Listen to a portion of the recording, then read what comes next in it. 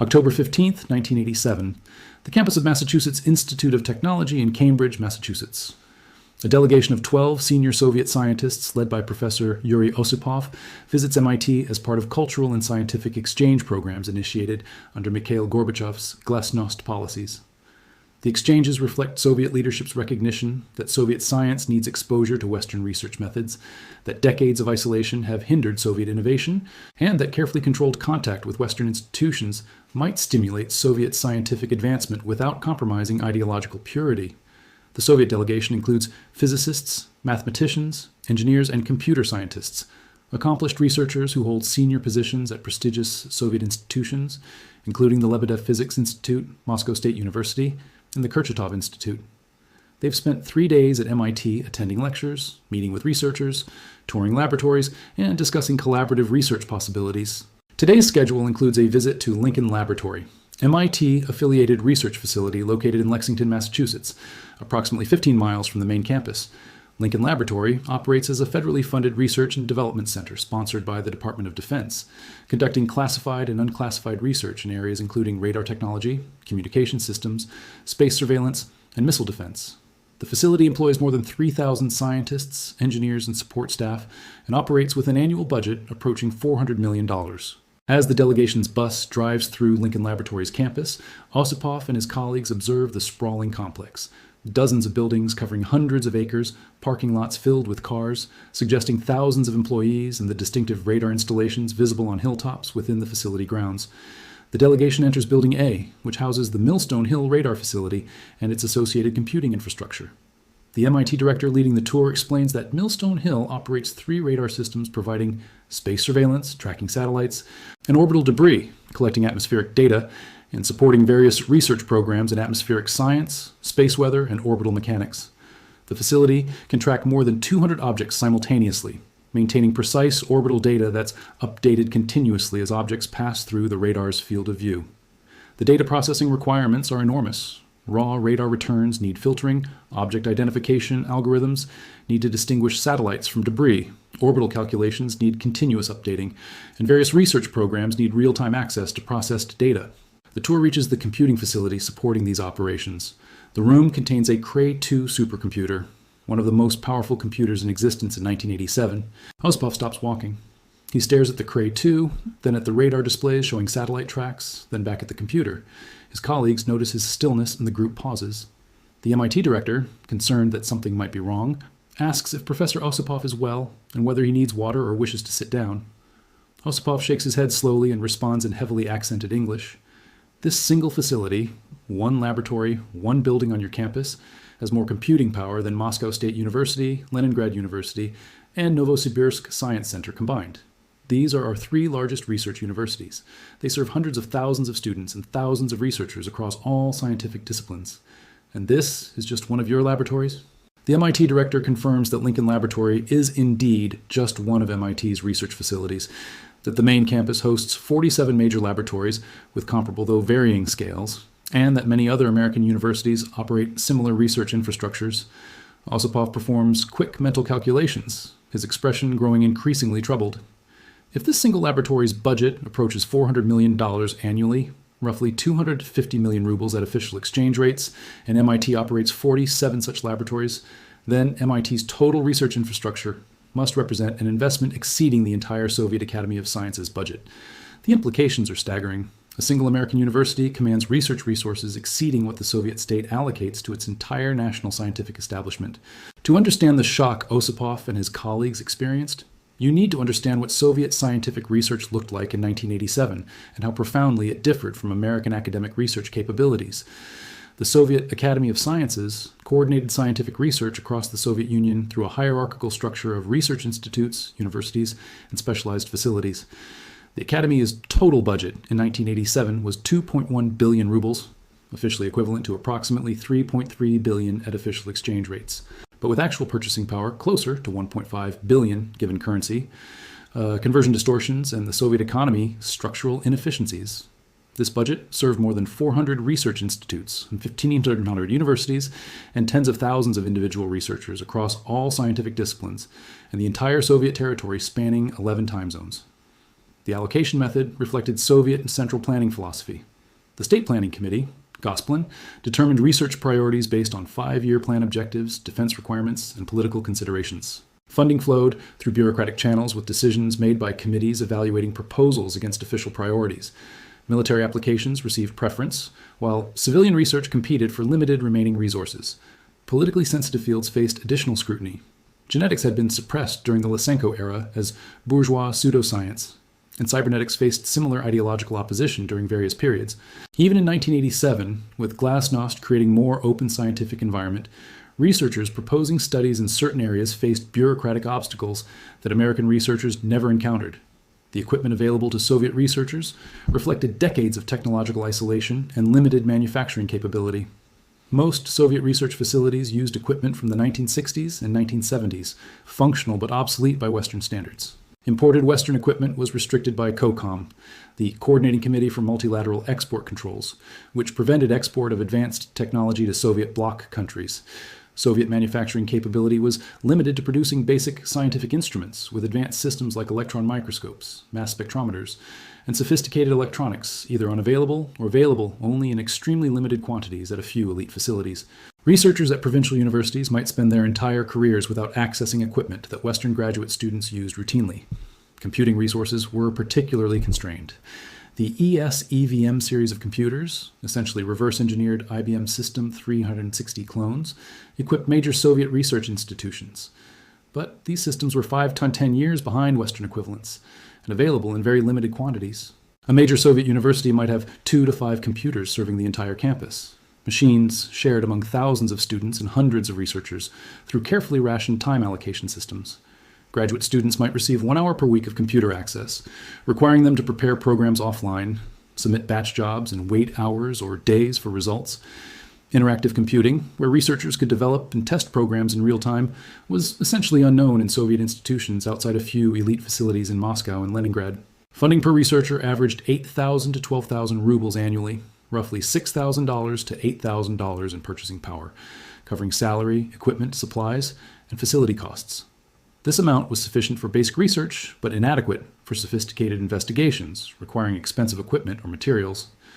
Researchers learned to make do with limited resources, developing extraordinary ingenuity in constructing equipment from available components.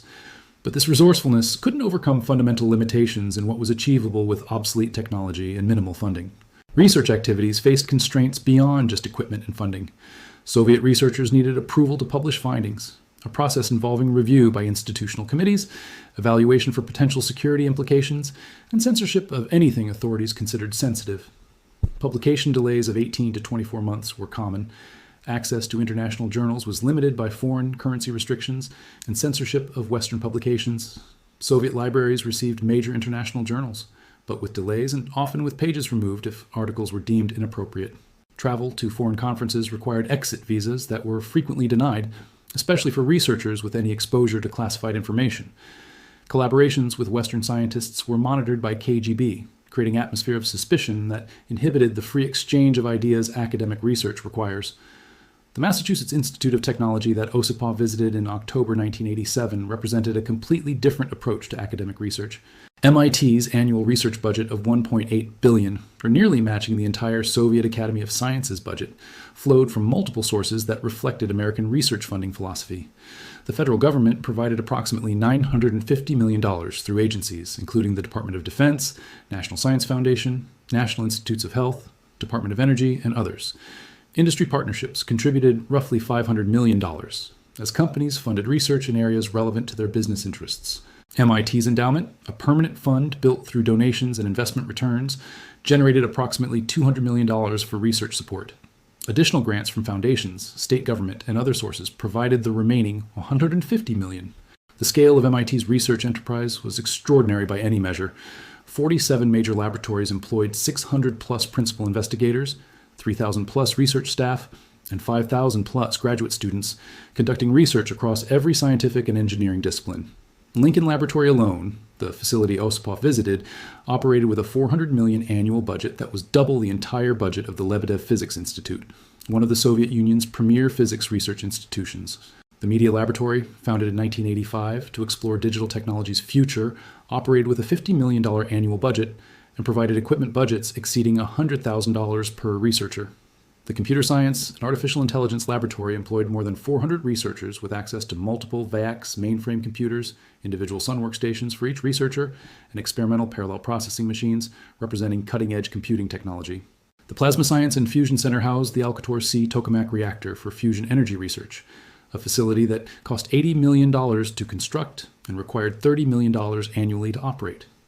The Materials Science Department possessed electron microscopes with sub-angstrom resolution capability, ability to resolve features smaller than individual atoms, that wasn't available anywhere in the Soviet Union. X-ray diffraction systems, clean rooms maintaining particle counts 100 times lower than Soviet facilities could achieve, and sophisticated analytical instruments filled laboratories across campus. The computing resources available to MIT researchers and students represented capabilities Soviet academics could only dream about. MIT's campus hosted more than 500 workstations, individual computers assigned to researchers, and available for student use. Soviet universities typically had 2 to 5 computers serving entire institutions. MIT's networking infrastructure connected these workstations to each other and to ARPANET, the precursor to the modern internet, providing global connectivity that allowed researchers to collaborate with colleagues worldwide, access remote computing resources, and share data instantaneously. Soviet researchers worked in isolation, their international communication limited to postal mail monitored by sensors, and occasional telephone calls arranged weeks in advance. MIT students had access to personal computers for coursework and research, an arrangement that was completely unthinkable in Soviet universities, where even faculty members shared computing resources. The difference wasn't just quantitative, more computers per person, but qualitative. American students learned computing through hands-on experience, developing programs interactively, making mistakes, and correcting them immediately, building intuition about how computers worked. Soviet students learned computing through abstract study, writing programs on paper, submitting them as batch jobs, and receiving results days later, a process that inhibited learning and prevented development of practical programming skills. Funding per researcher at MIT averaged $150,000 to $300,000 annually, 20 to 40 times Soviet levels. This funding covered not just salaries and basic supplies, but expensive equipment, travel to conferences, publication costs for open access journals, computing resources, and support staff who maintained equipment and assisted with technical aspects of research. MIT researchers focused on their investigations, while technicians, engineers, and administrators handled the logistical and technical support functions that Soviet researchers performed themselves due to lack of support staff. Academic freedom at MIT and other American universities represented perhaps the most significant difference beyond just equipment and funding. Researchers chose their own topics based on scientific interest and potential impact, rather than following priorities dictated by central planners. They published results without censorship, presented findings at international conferences, collaborated with colleagues worldwide regardless of nationality, and pursued investigations wherever evidence led them. Scientists who disagreed with prevailing theories could publish challenges without bureaucratic approval. Controversial findings created scientific debates rather than ideological investigations. The freedom to follow scientific curiosity wherever it led, without political constraints, censorship, or bureaucratic interference, enabled innovation that directed research couldn't match. Industry partnerships provided additional advantages beyond just funding. American companies funded university research to gain early access to discoveries, recruited graduates trained in cutting-edge techniques, and collaborated with faculty on problems requiring academic expertise. These partnerships were mutually beneficial. Companies gained innovation, universities gained funding and practical problems to investigate. Students gained exposure to industrial applications. Soviet state enterprises operated separately from universities with no funding partnerships, no collaborative research, and no mechanisms for translating academic discoveries into industrial applications. Innovation that occurred in Soviet research institutions remained isolated from production, contributing to the persistent gap between Soviet scientific achievements and Soviet technological applications. The cultural shock Soviet scientists experienced when visiting American universities during 1987 to 1990 profoundly affected their understanding of comparative capabilities and their decisions about where to pursue their careers. The MIT visit Osipov led was just one example of a pattern repeated across multiple institutions. At Stanford University in 1988, Soviet artificial intelligence researchers visited the Stanford AI Laboratory and encountered Lisp machines, specialized workstations optimized for AI development that cost more than $100,000 each and represented computing capabilities unavailable anywhere in the Soviet Union.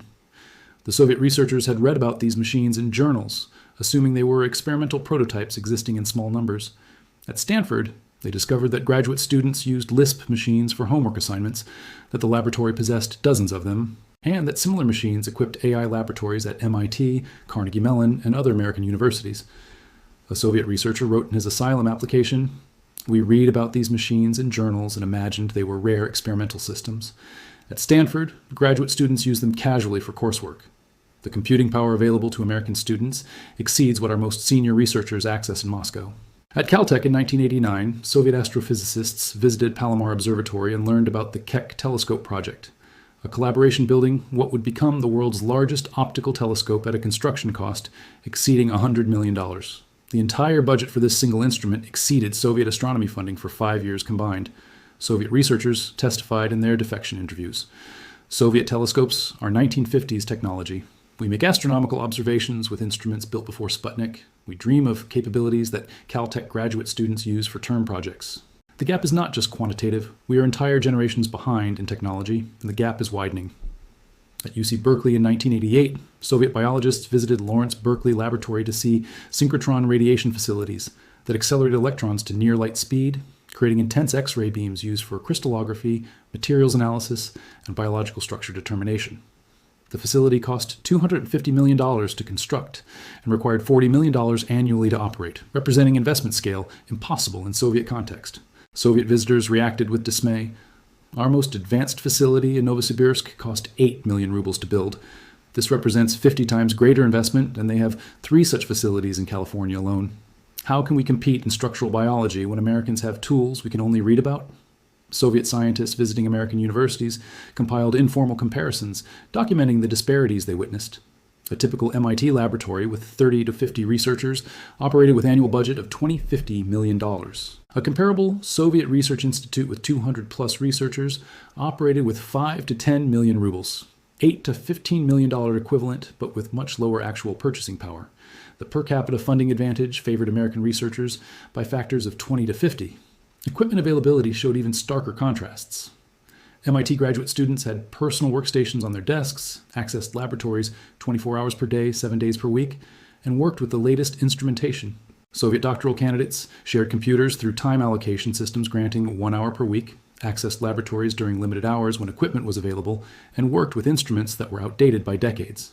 Publication speed reflected different academic cultures. MIT researchers submitted papers to journals, underwent peer review lasting 3 to 6 months, and published in international journals read by scientists worldwide. Soviet researchers submitted papers that underwent internal institutional review lasting 6 months, security clearance evaluations taking another 6 to 12 months, and then faced challenges publishing internationally because Soviet institutions often couldn't pay the page charges international journals required in hard currency. By the time Soviet research appeared in international literature, it was frequently obsolete, overtaken by American researchers working with better equipment, larger teams, and no publication delays.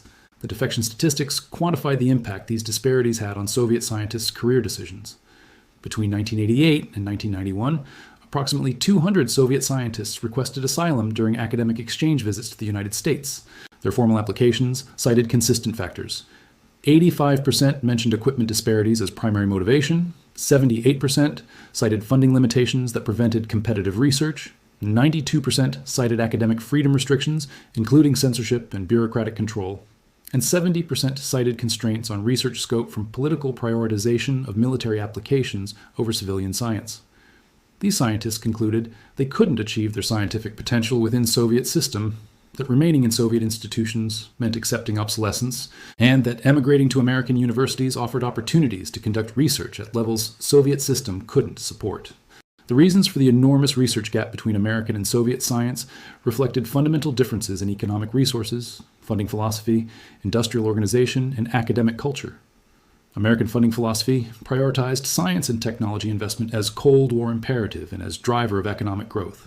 American universities competed for the best researchers by offering superior resources, creating incentive structure that continuously improved research capabilities. The Soviet Union prioritized military-industrial complex, allocating disproportionate resources to defense, while civilian research competed for limited remaining funding. Soviet universities operated separately from industrial enterprises with no partnerships, no collaborative funding, and no mechanisms for innovation transfer. The economic resources underlying these different approaches were substantial. American GDP in 1987 reached $4.9 trillion, providing economic base that could sustain massive university research budgets while maintaining other national priorities. Soviet GDP officially measured $2.1 trillion, but was likely overstated given economic inefficiencies and currency conversion distortions. The Soviet economy simply couldn't generate resources necessary to match American research investment while simultaneously maintaining military parity, providing social services, and supporting industrial infrastructure. Industry partnerships in America created synergies unavailable in Soviet system.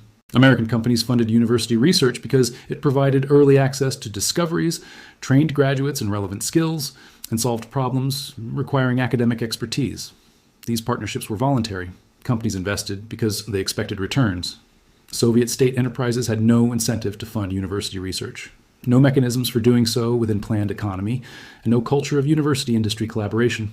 Innovation that occurred in Soviet research institutes remained isolated from production, never translating into economic benefits that might have justified greater research investment. Academic culture differences compounded resource disparities. American universities rewarded innovation, encouraged publication, supported international collaboration, and attracted talented researchers from around the world through superior resources and academic freedom. Soviet universities operated in bureaucratic, censored, travel-restricted environment that frustrated talented researchers and drove them toward defection or emigration when opportunities arose. The brain drain this created was self-reinforcing. As the best Soviet scientists left, those remaining faced deteriorating conditions and reduced capabilities, encouraging further emigration. Technology access reflected export control policies that prevented Soviet acquisition of advanced Western equipment. COCOM restrictions banned export of sophisticated scientific instruments, computers, and manufacturing equipment to Soviet bloc countries. American universities purchased cutting-edge technology as it became available, while Soviet institutions were restricted to domestically manufactured equipment that lagged Western capabilities by 10 to 20 years. The technology gap widened exponentially. By the late 1980s, American researchers used equipment from the current decade, while Soviet researchers used equipment from the 1960s and 1970s. The legacy of Soviet scientific brain drain during Glasnost and the subsequent Soviet collapse devastated Soviet research capabilities. Between 1988 and 1991, approximately 15,000 scientists emigrated from the Soviet Union to the West, with many settling in American universities where they could access resources Soviet system couldn't provide. After the Soviet Union collapsed in 1991, Russian research funding collapsed catastrophically. Facilities decayed, equipment became obsolete, salaries went unpaid for months, and the best remaining scientists continued leaving for opportunities abroad. By the late 1990s, Russian research infrastructure existed primarily as remnant of Soviet-era investment with minimal new construction, obsolete equipment, and depleted talent pool. Modern comparisons show how these Cold War disparities persist. MIT's research budget in 2023 exceeds $2.5 billion annually. The entire Russian Academy of Sciences budget is approximately $3 billion, serving research institutions across a nation of 145 million people and 11 time zones. The United States maintains more than 40 universities with research budgets exceeding what Russia allocates to its entire national scientific establishment. Soviet scientists who defected during Glasnost often became prominent American researchers, with several receiving Nobel Prizes and other major awards for work they couldn't have accomplished had they remained in Soviet institutions. Their contributions strengthened American technological superiority while weakening Russian research capabilities. The historical impact of research disparities contributed significantly to Soviet economic failure and eventual collapse.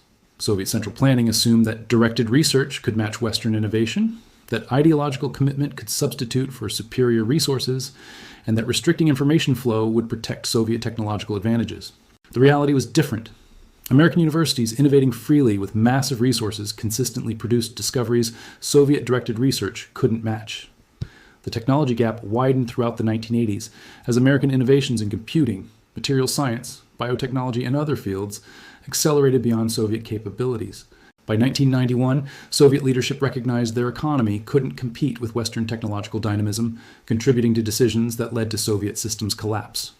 When Professor Osipov stood in MIT's Lincoln Laboratory staring at a Cray 2 supercomputer dedicated to a single research facility's operations, he experienced revelation about comparative capabilities that Soviet propaganda had obscured. The computing power in that one room exceeded the combined resources of Moscow State University, Leningrad University, and Novosibirsk Science Center, institutions serving tens of thousands of researchers across all scientific disciplines. The realization that MIT operated 47 such laboratories, that dozens of American universities possessed comparable capabilities, and that American high school students often had access to computers more powerful than Soviet university mainframes revealed technology gap that was fundamentally unbridgeable within Soviet system. 3 of Osipov's delegation members requested asylum rather than return to Soviet institutions, where they faced obsolete equipment, minimal funding, bureaucratic constraints, and censorship that prevented them from conducting research at levels they recognized were achievable elsewhere.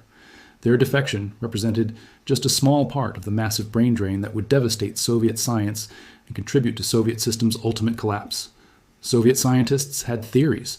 American scientists had equipment to test them,